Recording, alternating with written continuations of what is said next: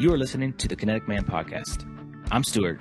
And I'm David, and we want to walk with you on the journey to living a life defined by uncommon action that is full of purpose, adventure, and meaningful relationships. Our goal is to refine our why while helping you find yours, and together achieve our best and highest purpose. In the end, we'll drive each other to leave the potential life behind and become kinetic men.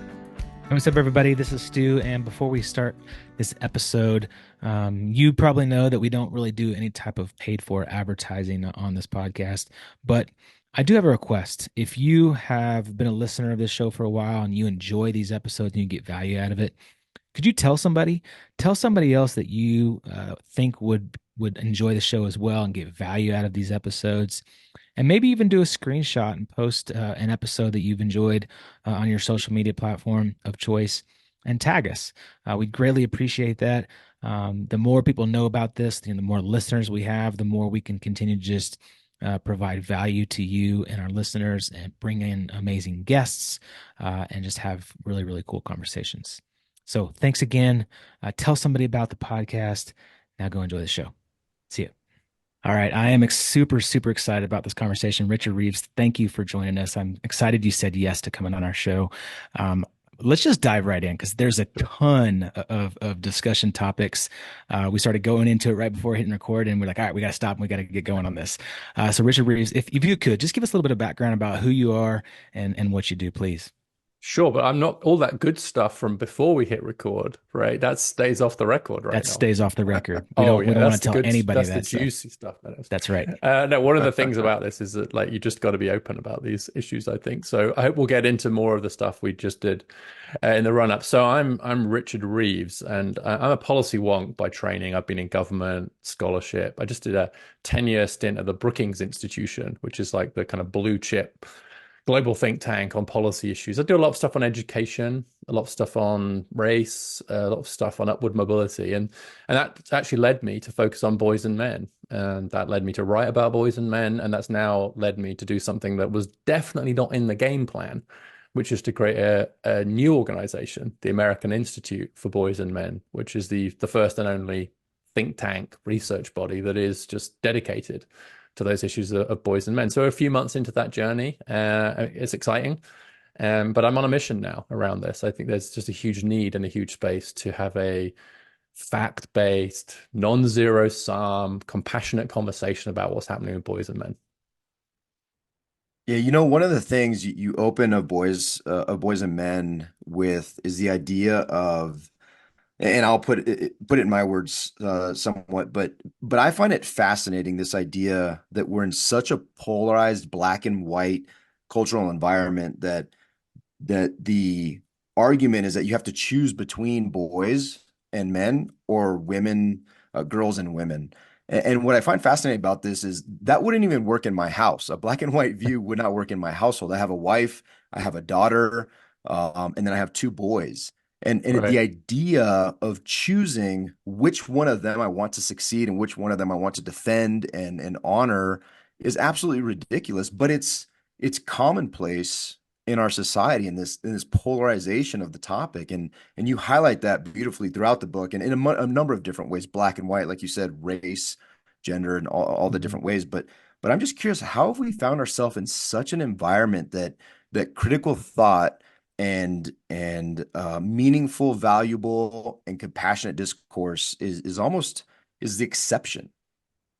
Yeah, well, I think it depends who you're talking about, honestly. I think that, David, you're right. That's the kind of culture war stuff. That's the stuff that gets the attention. That's the kind of, the public debate is very different to your family debate, right? Your household debate. And so, normal people don't think that there's a tension between worrying about their son and worrying about their daughter and caring equally about both. But it's an example of the polarizing dynamic generally about a lot of public debate, which ends up being... it ends up as what you might think of as a zero-sum equation, which is just this sense of I can't give an inch, right? If I give an inch, they'll take a mile. You're dug in, and you're not able to concede any ground at all or to think two thoughts at once. And gender, I think, is one of the most extreme examples of that. But I think it's a general problem, right, in our public discourse, is that to kind of concede, yeah, actually, maybe you're right about that, or maybe I should change my mind about this, right? Or on the one hand, on the other hand, or it sounds boring. What's much more exciting is just being absolutely clear, single world view. Now, I will say that I have quite a lot of sympathy for those who worry that, look, there's still so much to do for women and girls, that there's a legitimate concern that somehow or other this is going to displace or dilute that. Now, it's not, it doesn't have to, and it shouldn't. But I do understand that kind of reaction that a lot of women, especially, are going to have, which is like, really?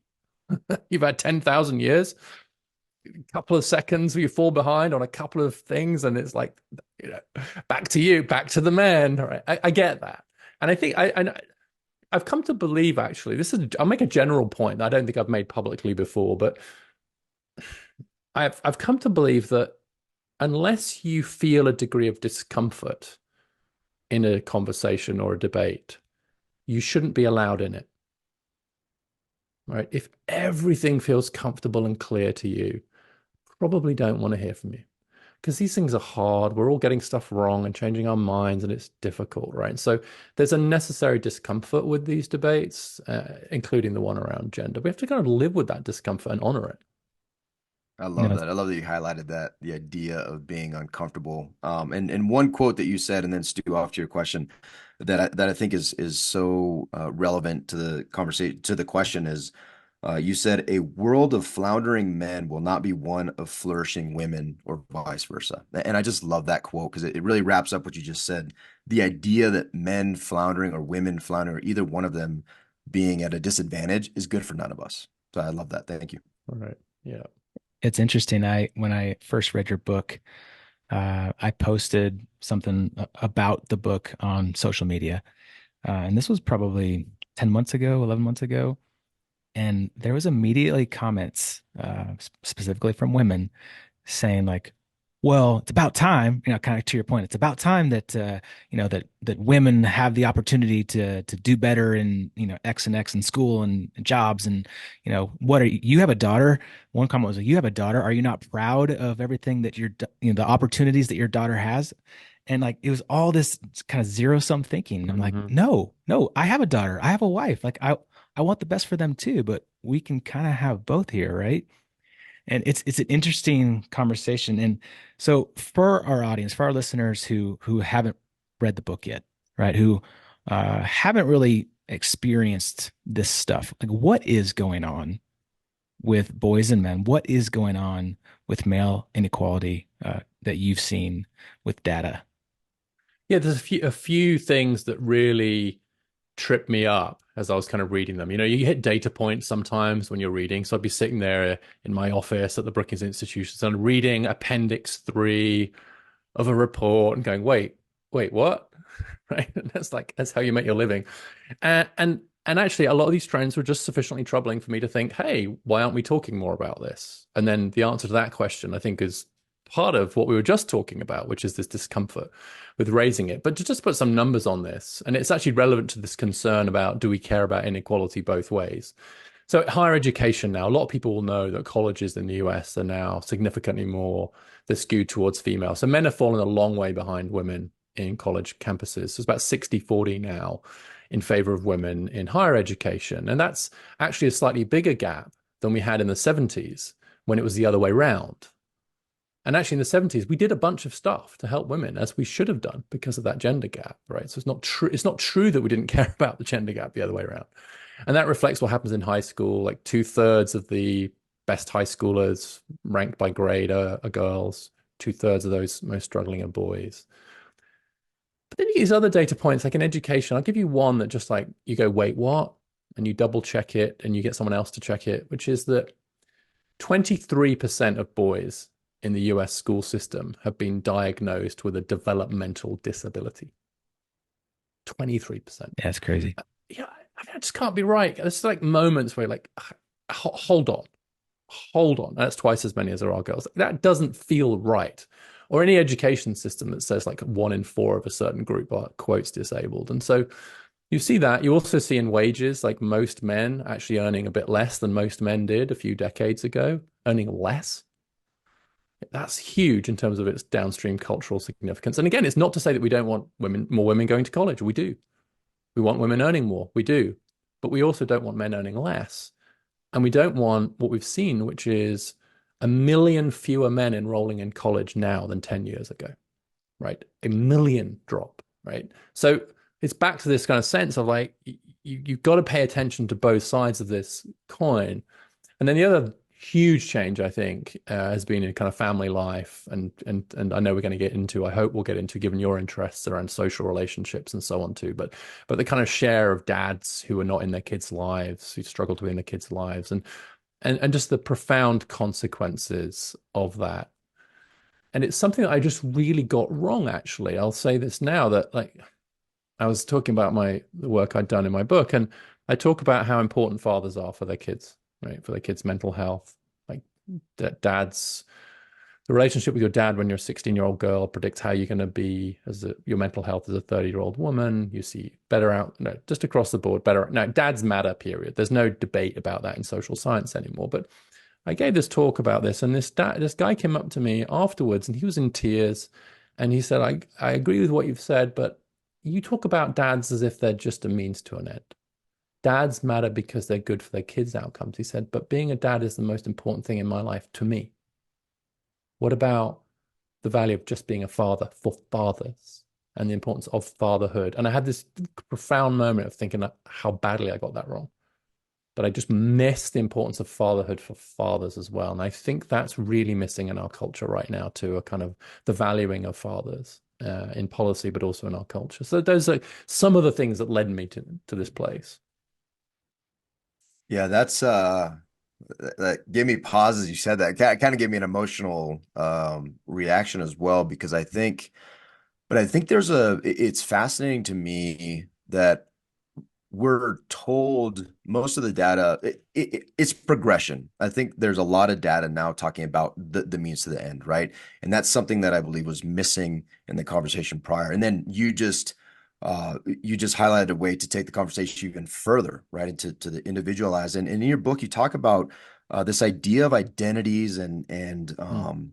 the I'm forgetting the specific phrase, but basically the more opportunities you have to express an identity is an indication of mental health, right? Yes. And I think a lot of us, that really, I had to read that over and over, because I was like, man, there's an aspect here that, because one of the things you highlighted for dads was the perceived importance to mothers, excuse me, and to mothers and fathers of their children, and broke down to percentage.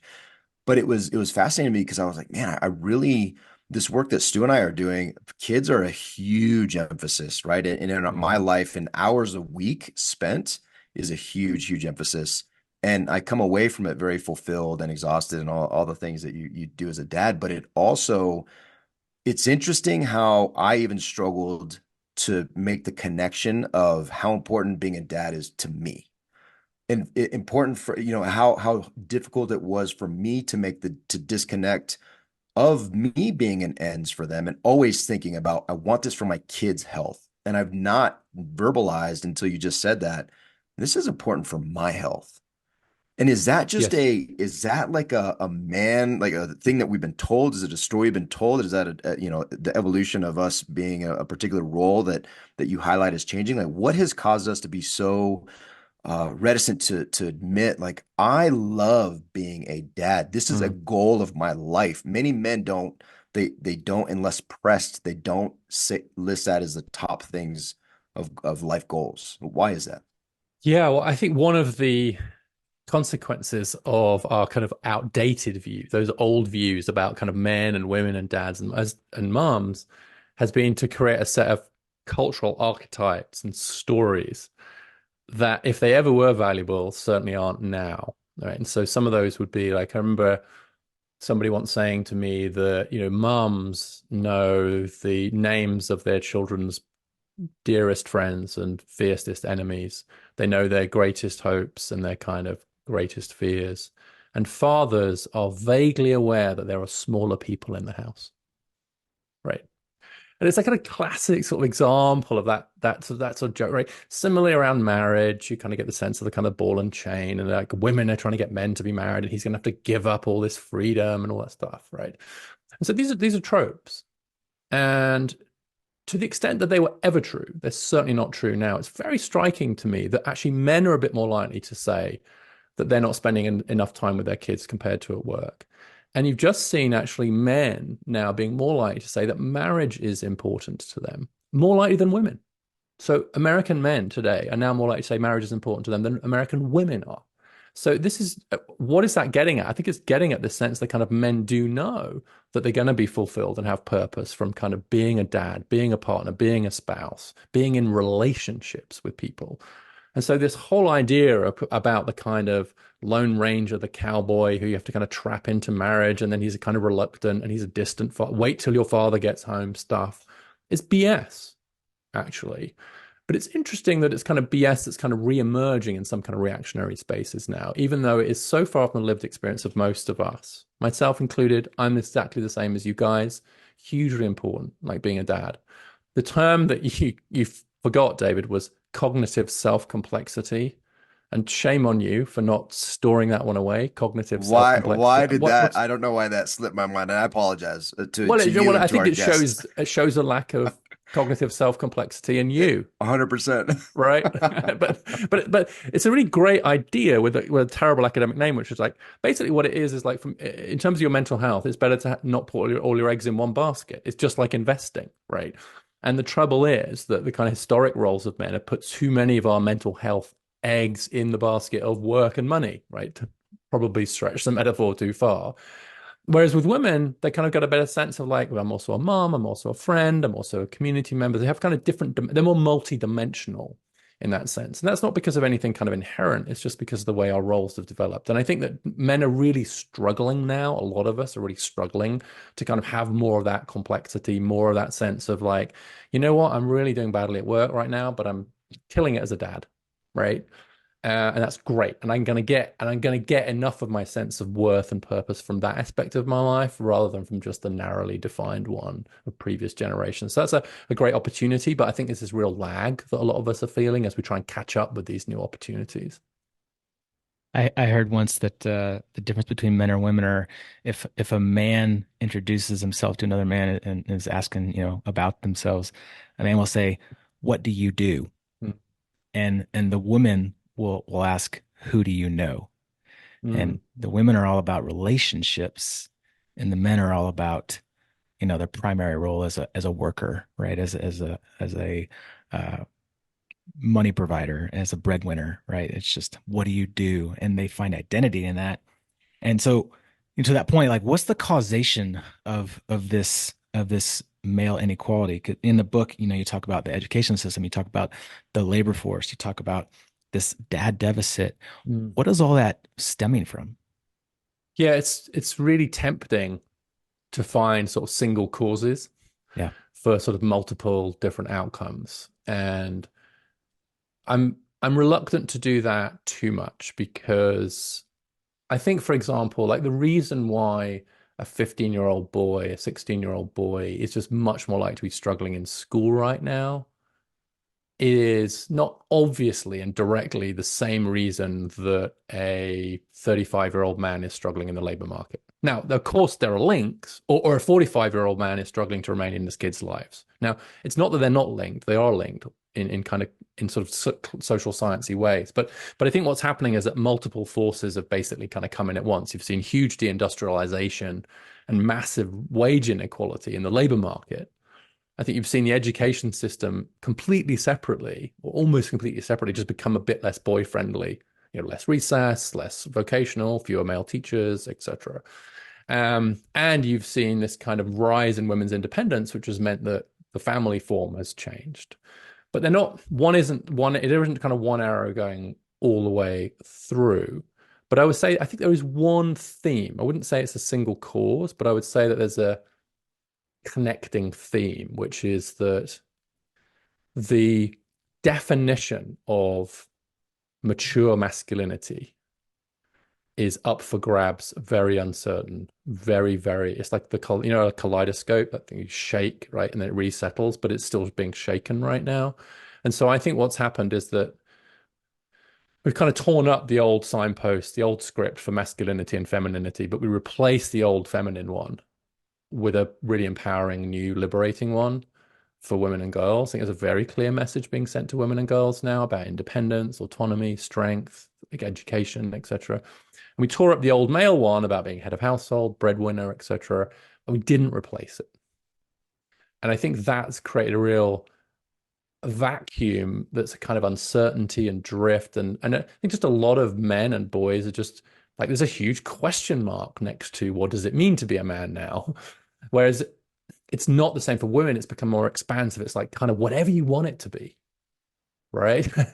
And that's not doesn't feel true right now like that for a lot of boys and men now. So I don't think that's what's causing the low GPA of like boys. I don't, so again, I want to emphasize I'm not trying to say I have this totalizing cause. That would have made for a better selling book, probably. Like if you can identify one thing that's causing everything, then Yeah. you've got a better, less boring book. But unfortunately, I think life is rarely that straightforward. I will, at risk of arguing and disagreeing with our guest, I would say it is absolutely not a boring book. It was fascinating to me, and I actually I appreciate the complexity of the issue, and it forces you to think and also to individualize, right? Okay, where Mm, am I?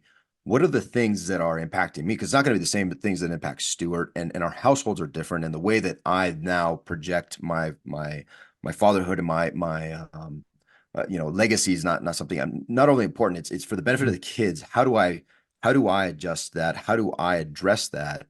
And help them to be the best humans they can be. And as you pointed out, the best human I can be, because part of that is my identity as a dad, right? And one of mm, the things that I love that I heard it, I can't remember who spoke on it, but he mentioned that the reason there's such a rise in um just these false senses, or these false definitions of masculinity, and why there's a rise in popularity in these people like Tate and these different folks that don't appeal to me. Um, but there's a rise in popularity for these folks because boys are searching. Boys mm, are actually, it was an article in the Atlantic by a woman written about men. It was fascinating. It was a really good article.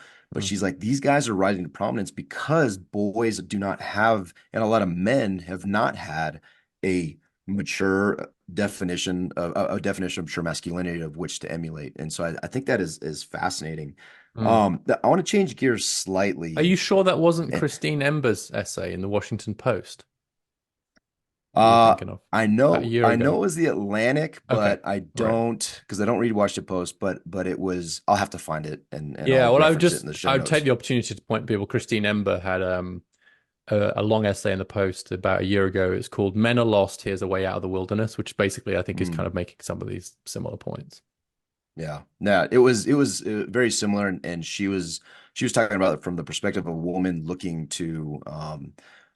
at men and looking to get married, and just Mm, seeing just her observations and what she was observing, and she basically, it was fatigue of grown boys, right? Boys in men's body, and she just was fatigued of it, and was highlighting, but from a very she was very I think she was highlighting this issue with men from a very compassionate place, and how it had an impact on young women as well.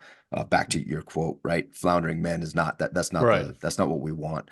uh I want to change gears slightly, because another thing that we see a lot as veterans is mental health issues, and a lot of these vets, the preponderance of them, that 22 a day that take their own lives, are men, and there's a strong sense of identity in that. And to think that they're completely unrelated, there's no correlation between this and their identity as men, I think would be a false presumption on our part. And one of the things that I am so passionate about is this idea that we have control of a lot of these things. Like, if we made more friends, right, we'd have to make more friends. It would help our mental health. There's actions we can take to help us, and there's very specific things. And I'm curious, you have a ton of solutions that you recommend in your book, and I absolutely love it. From an individual perspective, what are the things we can do? What are the things that are independent of government or other schools stepping? All these things, all these programs are critical. I agree with you there. But what are things we can do as individuals to help us get a better sense of self, a better sense of a definition of masculinity, a better sense of passing this on to our boys, to start curtailing some of the in a lot of cases extreme, that you point out, actions that we take, even to the point of taking our own lives, right? What Sure. can we do about it devoid of other resources. Yeah, well, thank you for that question. Let me also take the opportunity to thank you both for your service, both in the military and your service now. In this conversation, I actually just I've just hired someone to join my team at the institute who is a naval officer. He's a veteran. He's still in the reserves. He's just getting off a submarine somewhere near Japan, apparently, in order to come join us. So uh, I don't know if I'm supposed to have told you that. I may have just done something. I'm pretty sure it's No, okay. you're good. As a guy who used to ride subs, you're fine. You're I fine. mean, like it's under the water, right? No one like I No big wasn't too. deal. I didn't give like a GPS thing, and like so the way And if you had one, that would be problematic. If you had a GPS it location, would, that yeah. that would be problematic. That's right. If I actually knew where he was. Um, so I like I don't know this quote from C.S. Lewis, the British writer and theologian, just came into my mind as a way to get into this, which is this great line. And it was actually more specifically about developing a Christian ethos, but I think it's very relevant to this conversation too. And what he said was, the goal is not to think less of yourself. It is to think of yourself less. And actually, I think we get so trapped in our own kind of interiority, right, inside ourselves, right, um, and very often, I think the solution to the struggles that many, if not most of us, will have is not to think our way out of what's happening inside of ourselves, but think of somebody else instead and to do something for somebody else instead. There's this lovely essay recently in the Bulwark, which is called Be the Crossing Guard. And it was like, there's all this stuff happening and you don't know what to do with stuff. Just go and volunteer to be the crossing guard. Like I'm starting a scout group where I am locally, try to do my bit. And actually, when I kind of find myself like, and these are definitely some issues that I've struggled with myself too, especially some depression, which is that sense of kind of turning inward, right? What's the best solution to that and to long-term kind of mental health is to turn outward. Not to deny the need to do the interior work, not to be against any of that, but it always seems to me that that's the solution is in relationships. And so that is why friendship, and the Surgeon General has done amazing work on this, why isolation is literally fatal, right? More so than whatever it is, 15 cigarettes a day. To be lonely is more damaging to your physical health. But in terms of your mental health, we see this kind of isolation. And it's hard. I think it's particularly hard for men for reasons that we could spend 10,000 years debating, right? Nature, nurture, etc. But I just noticed in my own friendships too, it's just a little bit harder for us to be direct and intentional about our relationship maintenance than it is for women. It just is. And so that's not an excuse, it's a call to just be a little bit better about it, a bit more thoughtful about it. And so I mean, just investing in your relationships is the best way to invest in your own mental health. But it's weird. Like that's not why you do it. If you're doing it just for that reason, say, I know I'll make friends with David and Stu so that I'm less depressed. No, that doesn't work. It's just get out of yourself a little bit, right? There's this kind of nice line going too long about this, but in English, there's this phrase for kind of when you get drunk, which is to get out of your head. Get out of your head. There's also a phrase that probably is more familiar. It's like when you're not quite right, you're beside yourself. You're not in yourself, you're beside yourself. Oh, he's Yeah. beside himself. And what that means is that somehow we've just like either deliberately or accidentally just gotten out of ourselves. And so I think that's part of the attraction of kind of those addictions is it gets us out of ourselves. And so the solution is to find other ways to get out of our heads, out of ourselves, other than those more destructive ones. And that is through relationships and it's through service and it's through the generation of a surplus. Like one of my definition of mature masculinity, if I'm forced to give one, is that you generate more than you need for your own survival. You generate a surplus. You give more than you get. That's the moment you go from boy to man. You're giving more than you're getting. That's getting harder and harder to do, um, because of. So I just started reading The Anxious Generation Mm, by Jonathan Haidt, and you mentioned him before recording, mm, and there's a certain generation that has only been consumed internally, right? That is on screens all the time, that is all about the selfie, that is all about the social media, that's all about uh, the internal stuff, right? And their friends are friends online in a different country. The number of friends they have is their number of Facebook friends and the number of likes and the hearts and all of these things. And so how do we get past that? How do we get, that generation? Because there's data now from this book that shows that this is causing anxiety and depression. This is causing all these mental illnesses. So how can we get out of that? Yeah, well, I have to give an advert to Jonathan Haidt's piece for us about Yeah. boys, why he's worried about boys, and there's a very good chapter in his book specifically on boys and the way the interaction of technology and mental health is playing. It's a bit different for boys and girls and young men and young women, and actually, interestingly, for girls, it is the very relational nature of the social media that's causing the harm, right? It's comparing yourself body image wise, it's relational bullying. Basically it's the kind of mean girls phenomenon amplified through social media because girls bully relationally much more than physically. Whereas for men, the technological impact of the change of the last few years has been more about isolation. It's been to corrode relationships rather than weaponize them. And what it's done is it's crowded out some of the kind of in real life stuff we would otherwise have done. And so I actually think that the specific kinds of social media that girls are more inclined to be using, TikTok especially, but or Instagram, is just directly damaging. Whereas with boys, it's much more likely to be gaming, pornography, etc. And there's not as much evidence for direct damage from those. And in fact, gaming can be great, just as a way to kind of maintain friendships and so on too. Um, this is obviously there's a small minority who kind of have addiction problems with both of those, but the problem's less what they're doing online, it's what they're not doing while they are online.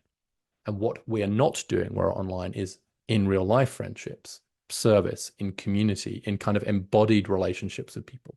So it's more of a displacement problem, I think, for boys. And I think that's why we see these rates of isolation being higher among young men and young women. So Daniel Cox's work at AEI that I've kind of drawn on a bit shows like 15% of young men don't have a close friend, and that's much higher than for young women. And that's just because this technology shock is kind of playing out in ways that isolate men more, or maybe to put it differently, to make isolation more possible. Or, it gives us a place to retreat to, basically. If I use military analogy here, I think it's like technology gives displaced, uncertain, young men, boys and young men, it gives us somewhere to retreat to, where we can kind of run some kind of rear guard in our own mental health. But in the long run, it's not going to help because the things that are going to give us long run satisfaction are in the real world. Yeah, and you did an awesome about 14-15 minute video on friendship, and I would encourage all our listeners to check that out. It's on Big Think is was the umbrella organization. They have a lot of really powerful things on there, powerful thinkers and smart men and women. And your talk on friendship was fascinating, and because and one of the lines that stuck out to me that I absolutely loved is you mentioned how friendships don't form themselves. Friendship is, what you say? Friendship is not a flower that just blooms, but it's more like a woodworking project. And it really it struck me because when I look around me, I think a lot of people, especially as you get older, think, well, it should be this natural, like love at first sight thing, even in friendship, right? It should be this thing that it should just pop, it should just bloom. Like Stu and I have been friends. We're still working on our friendship, and it's been 25 years since we started this thing, right? And I would still say he's probably not that great of a friend, but he's getting there. He's getting better after Working on it. 25 I'm years. working on it. At like the 50-year mark, I think, spot on. But Yeah. but the point is it's hard, and you just mentioned it, this idea of isolation. And I'm just curious, you mentioned shame as well as being something, and we had a Mm, guest on previously talking about porn addiction, and shame was a huge part, and isolation were huge parts of the cycle right. to that kept you in it. And I'm just curious from a this idea of isolation and this idea of shame, are those more prominent and more powerful in men that keeps them in these escapist activities? And how, like, how can we very practically you talk about vulnerability a lot too. How can we very practically allow ourselves to be more vulnerable for our own good? Yeah, well, I don't have a great answer. Otherwise, I'd have done a better job with my own friendships, right? And if any of my close friends are watching this, and in fact, I've had this feedback from sometimes too, which was that I'm definitely not a world leader in maintaining and cultivating friendships, although I'm trying to get a lot better. And actually, I'm doing stuff like I'll give you kind of one example from my personal life, and then I'll talk about the shame thing. It's like I have this my closest friend in the UK, right? He's much better at doing the kind of initiating contact and doing stuff than vice versa. And I'm always using the excuse of busyness and so on, right? And we've talked about this kind of in a friendship. Every once a week he goes and plays soccer, and he drives to soccer and he drives back. And what we've done is we've put in a standing calendar thing on both our calendars when he's driving to and when he's driving from. And we can't always do it. Very often, we're just like, hey, I'm on another call right now, I'm kind of busy, but it's there. Comes up on my calendar. Speak to Simon, right? And it's probably tripled the number of times we just catch up with each other, right? And it's 20 minutes, it's 30 minutes, but it means you haven't got this kind of accumulated thing, right? It's just that touch point. And just, again, I think I tell women that, and they're like, well, why do you need to calendar it? Why don't you just call each other? And I'm like, because we're men. Like, I don't know what to say to you, but I think the shame point is really interesting. And I think particularly around something like pornography, but also maybe kind of just more broadly, a lot of the like either stuff that men are kind of thinking, doing online, like they are full of shame around a lot of it. And a lot of it unjustified. And they just feel like their mums, the girls they know, maybe some of that are just going to be like rolling their eyes or wagging their fingers or like, what's wrong with you? Why are you looking at that stuff? Why are you listening to that stuff? What's wrong? And so I think actually I haven't got any evidence on shame, but I am I am struck by how many kind of young men just like feel unwilling or unable to talk about some of what they're doing or struggling with for precisely that reason, because of how people will look at them. I don't have a good solution to it other than for us to try and create better spaces. I mean, porn is a particularly, I haven't didn't see your episode on that. Porn's a really interesting, like, you can't do good studies on porn because there's no control group, right? Like, so it's a problem. Um, but when people try and talk about, like, how do we think there's a very good book, Your Brain on Porn? When we try and talk about, like, teenage boys, what does it mean for sex ed? What does it mean for how we think about how we're talking to our boys about that? And actually, kind of a lot of boys and young men feel like there's porn and then there's all the consent stuff. And that's kind of it. Sex education consists of Pornhub and then lectures about what not to do. I'm not saying the latter aren't important, but it's like, okay, but like they're going to consume porn. Question is how, what kind, what does that mean, etc. Like, Lorraine, can you reduce it and maybe move away from it? But like there's the naivety on both. There's sort of naivety on all sides on this issue, and so actually just rethinking what our sex ed curriculum looks like for a world of high definition pornography is something that very few people are willing to go there. It's scary, and it's so accessible. I mean, as This soon is as before AI. I mean, like once AI gets hold of it. oh yeah, yeah. I mean, and to the point of Jonathan Haidt's book about like kids are seeing porn at what, 8, 9, 10 years old, uh, maybe even earlier. If they're around phones and computers, it's everywhere. Yes. And to that point about friendship recession, in that video you talk a lot about some of the other cultural changes of and the impact to friendship. You talk about um, geographic mobility. Like we're moving all the time for new jobs. You're talking about Mhm. us being around kids more. Like and that kind of goes into the anxious anxiety, the anxious generation. And we had Lenore Skenazy. I don't know if you know her, but Yes. um, Right. the helicopter parenting, right? Like Hmm. having to be around the kids all the time and not like letting them go and do their own thing and play outside on their own because now we can don't have time for friends because we have to parent all the time, right? Careerism, workism. We've seen that a lot in our field in kind of the real estate entrepreneur industry. Just always focus, hustle and grind, always working. And we don't have, to your point, we don't put it on the calendar. We don't put the priority of putting something on the calendar to go do something with friends. So Mm. all these things, it's interesting how they kind of all come for circle together to have this major impact. Yeah, well, where With I think John and Jean Twenge and others have really just highlighted some of the structural stuff we can do, and I agree with a lot of what they say about schools and better regulation, etc. But I also think there is this, as you mentioned, this kind of you've had Lenore, but there's the kind of hyper vigilant parenting, but there's also just the kind of hyper investment parenting.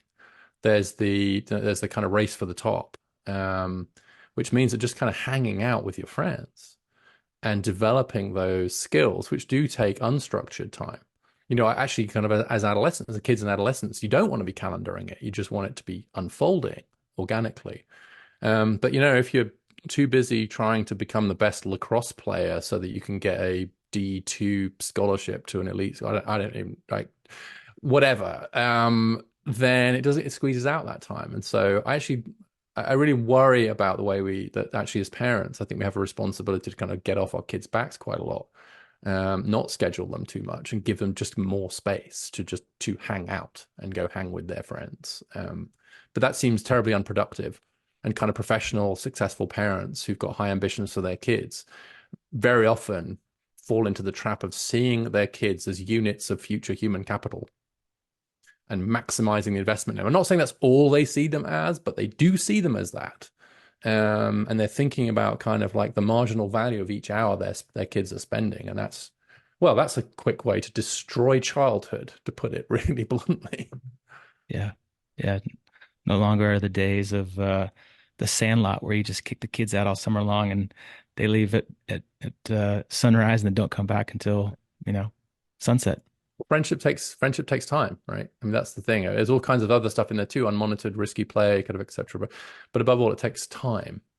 And so this time squeeze that a lot of people kind of feel. And I think that's often what happens to a lot of men too. And it comes back to the conversation we were having a moment ago, which is that I think a lot of men feel like, particularly once they're dads, this was a big issue for me. It's like, okay, you're very busy at work. You're very busy with your kids. You're trying to keep your marriage going. Like, I'm sorry, guys, but friends are like, you just fall off the agenda, right? And so I think there's a particularly difficult period when you're kind of trying to pursue work and raise kids and sustain probably a much more complex and egalitarian marriage than in the past as well. So it's like there's a lot of time, right? And so like, dude, so I just things as simple as every year, make sure you spend some time with your friends, right? I do that with we just go hiking once a year, right? And it's just like, at least we know we're going to have those days together hiking and it's only once a year, but we made that an inviolable commitment. Like whatever else was happening, like we were going to do that. And that's honestly kept some of my friendships with that key group of friends. I'm sure that our friendships have been sustained partly just because of that. At least we know we're going to spend a few days together once a year. So minimum do that. Yeah, I love that. And I want to encourage our listeners too. I mean, Stu and I, pretty busy individuals, but we've adjusted our calendar to once a week we do something fun. It's Thursdays. And I'll tell you what's fascinating to me is that everybody in our circles knows, right? Like my wife's like, hey, can you do the thing on Thursday? Oh, wait, never mind. I know you and Stu are going to be doing a thing. And there's no contention.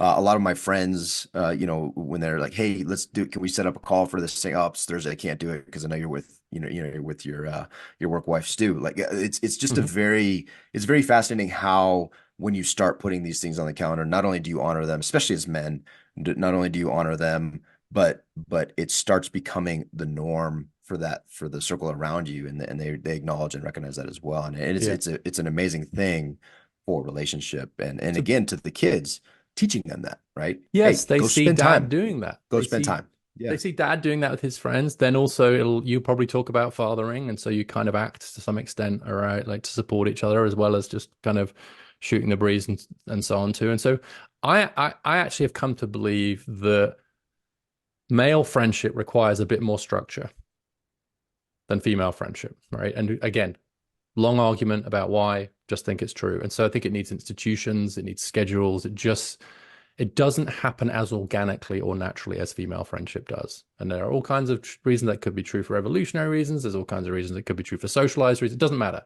but it seems true, right? And that's why I mean, this whole thing about like talking shoulder to shoulder as opposed to face to face. I think that's true again on the average. And it's like, for my money, it's the only explanation for golf.